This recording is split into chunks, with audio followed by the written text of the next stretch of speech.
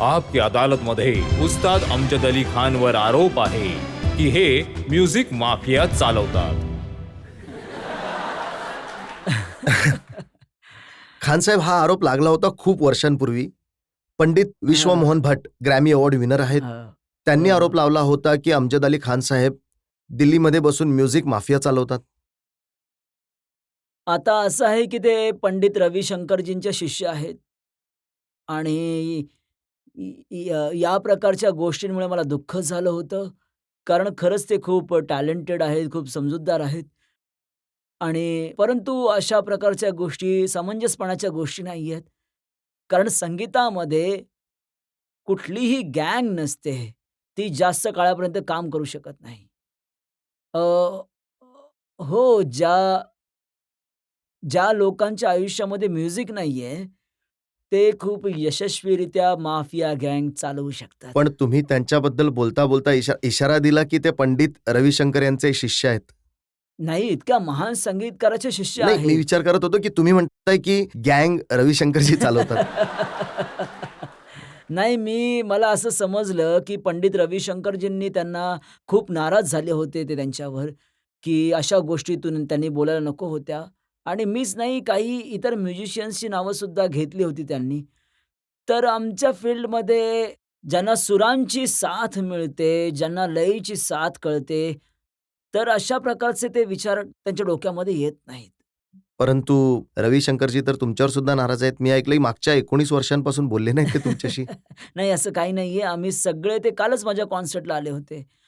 Shri fort हॉलमध्ये SS. शुभालक्ष्मी ज्यांना आम्ही श्रद्धांजली देतो. हा सगळा प्रोग्राम ऐकला होता त्यांनी. मला खूप आनंद झाला. I was highly honoured. त्यांनी 3 तासापर्यंत ऐकलं आणि आतमध्ये येऊन भेटले सुद्धा ते आणि त्यांची पत्नी सुकन्याजी. मग नाराजी दूर झाली का त्यांची? माझ्या मते अशी गोष्ट मला दिसून आली नाहीये. आणि पंडितजींनी खूप त्यांच्या शिष्यांना त्यांनी समजावलं होतं, की इथून पुढे ते जे काही बोलतील ते विचार करून बोलतील. तुम्ही सुद्धा तुमचा सूर बदललाय. तुम्ही टाइम मॅगझिनमध्ये म्हणालात की रविशंकरजींची मुलगी आहे Anushka. She is the musician of the future.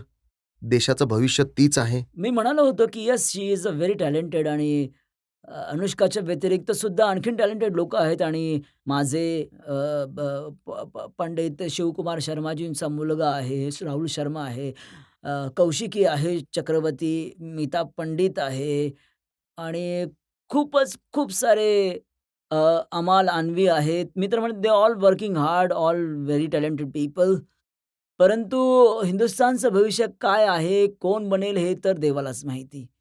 परंतु तरीसुद्धा मॅगझिनने असं लिहिलंय, की मी म्हणालो आहे, की Anushka Shankar is the future of Indian classical music. तर मी अशी गोष्ट आम्हाला यांसाठीही म्हणू शकत नाही. म्हणजे तुम्ही म्हणताय की अनुष्का शंकर यांचं काही फ्युचर नाहीये. नाही, ती खूप टॅलेंटेड आहे आणि माझं असं म्हणणं आहे, की आज आपल्या देशामध्ये 10-12 असे सर्व प्लेयर्स आहेत आणि जे खूप टॅलेंटेड आहेत आणि खुदा करे की सगळे आपापले ध्येयापर्यंत पोहोचावे आणि Anushka is one of them. आणखी एक उस्ताद आहेत जे तुमच्यावर खूप खूप नाराज आहेत. उस्ताद बिस्मिल्ला खान साहेब. ही गोष्ट आहे 23 डिसेंबर 2004 ची. तुम्हाला आठवत असेल. हो. कोलकाताची रात्र. हो, हो. तुम्ही सगळ्यांसमोर उस्ताद बिस्मिल्ला खान साहेबांना सिनायल म्हणालात, वेडे म्हणालात. तुम्ही वृत्तपत्रवाल्यांना म्हणालात की हे ॲरोगंट आहेत. तुम्ही म्हणालात हे फेनोटिक आहेत. पहिली गोष्ट म्हणजे मी परत एकदा सांगेन, की उस्ताद बिस्मिल्ला खान साहेब खूप महान कलाकार आहेत. दुसरे बिस्मिल्ला खान या जगात होणे नाही. माझी खूप त्यांच्यावर श्रद्धा आहे, आदर आहे. परंतु मला त्रास हा झाला, की आम्ही जी कोलकात्यामध्ये जी रिहर्सल केली होती, तर खान साहेब स्टेजवर काही वेगळेच सुरू झाले होते. जे रिहर्सलमध्ये जे केलं होतं ते नाही केलं. तर त्यांचा मूड कदाचित दुसराच काहीतरी असावा. तर मला खूप आश्चर्य वाटलं. आणि मी तो पीस वाजवला त्याच्यानंतर मग त्यांनी आणखीन एक वेगळा पीस सुरू केला. त्यांची खूप रिहर्सल झाली नव्हती. तर मी खूप मला खूप त्रास झाला आणि मग खान साहेब काही लोकांना काहीतरी बोलले. काहीतरी माईकवाल्याला जो आमचं साउंड सिस्टम करत होता त्याला खूप अपमानित केलं. म्हणजे सगळं वातावरण एक विचित्रच आम्ही स्टेजवर काही नाही बोललो. आम्ही शांत होतो. आणि खान साहेब बोलत होते. कधी त्यांना माईकविषयी तक्रार होती, कधी लाईटविषयी तक्रार होती, कधी जनतेविषयी तक्रार केली. तर ते सगळं ती परिस्थिती अशी झाली होती, की पण खुदाचे आभार आहेत, की त्यांना मग नंतर शुभेच्छा दिल्या नवीन पण वर्षांच्या. त्याचबरोबर तुम्ही असं सुद्धा म्हणालात, की यामुळे कळतं, की ते बनारसच्या कुठल्या गल्लीतले राहणारे आहेत. नाही. मी त्यांचा खूप आदर करतो. त्या दिवशी जे काही झालं ते त्या मोमेंटमध्ये झालं. परंतु बिस्मिल्ला खान साहेबांसारखा कलाकार परत जन्माला येणार नाही. ज्यांचा तुम्ही इतका आदर करता, ज्यांच्याबद्दल इतकी श्रद्धा आहे, जर त्यांना तुम्ही सिनाईल म्हणता, हो. मग ज्यांचा तुम्ही आदर नाही करत त्यांना तुम्ही काय म्हणाल?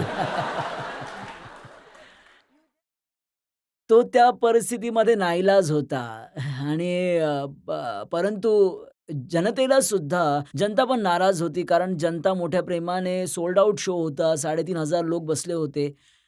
जी त्यांची इच्छा होती ती त्यांना नाही मिळालं. पण काय कारण होतं, की ते तुमच्यावर नाराज होते? कारण त्याच्या काही दिवसानंतर हो. ते विलायत खान साहेबांबरोबर होते. हो, त्याच हो. हॉलमध्ये त्यांनी 3 तास कॉन्सर्ट केलं बिस्मिल्ला खान साहेबांनी हो, हो. आणि दोघांची जुगलबंदी खूप चांगली झाली होती.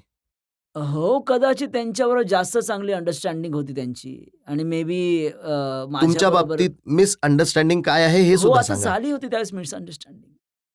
कारण आमचं पहिल्यांदा योगायोगाची गोष्ट की 30 वर्षांपूर्वी आम्हाला पटनामध्ये कोणीतरी बोलावलं होतं जुगलबंदीसाठी आणि तिथे आम्ही सगळी रिहर्सल्स केली आणि त्या रात्री ते मंडप इतकं वादळ पाऊस आला की तो मंडपच उडून गेला संपूर्ण.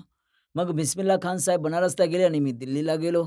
तुम्ही असं सुद्धा म्हणालात, की जी भारतरत्नची उपाधी त्यांना मिळाली आहे, ते डिझर्व्हच करत नाही. नाही, असं नाही म्हणालो मी. अ, हे बघा त्यावेळी त्यावेळी त्या परिस्थितीमध्ये मला खरंच आठवत नाही, की मी काय-काय म्हणालो होतो. परंतु वस्तुस्थिती ही आहे, की मी त्यांचा खूप आदर करतो. हो, तुम्हाला काही विचारायचं का? जसं की बाकी लोक करतायत, इंडियन क्लासिकल म्युझिक आहे, त्याला पाश्चात्याचं जे म्युझिक आहे, वेस्टर्न म्युझिक त्याच्याबरोबर मिक्स करून जे सादर करताय ते तुम्हाला पटतं का? असं केलं पाहिजे का? असं होत आहे आणि त्याला आज आपण सगळे फ्युजन म्हणतो. मी कधी-कधी याला म्युजिकल फ्लॉट्रेशन म्हणतो. चांगलं आहे. खूप लोकांना संधी मिळते. खूप लोक यामुळे एंटरटेन होतायत आणि आता लोकांकडे जास्त पेशन्स नाही आहेत, की ते एका शास्त्रीय संगीतकाराचा आलाप ऐकतील किंवा खूप स्लो मूव्हिंग एखादी गोष्ट ऐकतील. तर त्यांच्याकडे वेळ नाहीये, त्यांनी फ्युजन ऐकावं आणि ज्याच्याकडे वेळ आहे त्यांनी सरोद ऐकावी, सितार ऐकावी, गाणं ऐकावं. आज भारतामध्ये युवा पिढीची शास्त्रीय संगीताची आवड फार कमी होत चालली आहे. रिमिक्सचा जमाना आहे. इंग्लिश म्युझिककडे लोकं खूपच वळायला लागलेत. तुम्हाला नाही का वाटत आपण कुठेतरी यापासून दूर होत चाललोय? शास्त्रीय संगीताला अजून जास्त प्रमोट आणि अजून जास्त त्याचा प्रचार व्हायला पाहिजे जसा आता होतोय? माझं म्हणणं आहे, की चांगला श्रोता तोच आहे, जो प्रत्येक प्रकारचे संगीत ऐकतो. मी काही प्रिस्ट नाहीये, की असं वाटेल, की सगळ्यांनी जगाने क्लासिकलच ऐकावं. ती खूपच अननॅचरल गोष्ट आहे. मला वाटतं, की फोक म्युझिकचा सुद्धा आनंद घ्यावा, फिल्म म्युझिकचा सुद्धा आनंद घ्यावा, पॉप म्युझिकचा सुद्धा आनंद घ्यावा आणि क्लासिकल म्युझिकसुद्धा ऐकावं.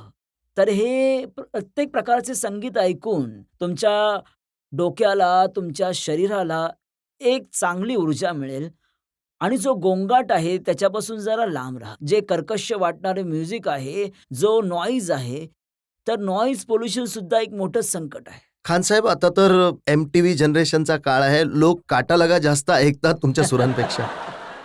खरं बोलताय तुम्ही आणि विचित्र प्रकारचे आवाज येतात आणि आणि अ,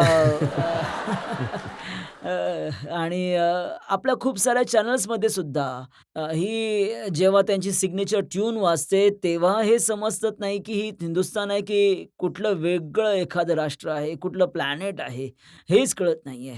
माझं केवळ हेच म्हणणं आहे, की विशेष करून इंडियन जे चॅनल्स आहेत किंवा रेडिओ आहे, त्यांच्या सिग्नेचर ट्यूनने कळावं, की हा हिंदुस्थान आहे.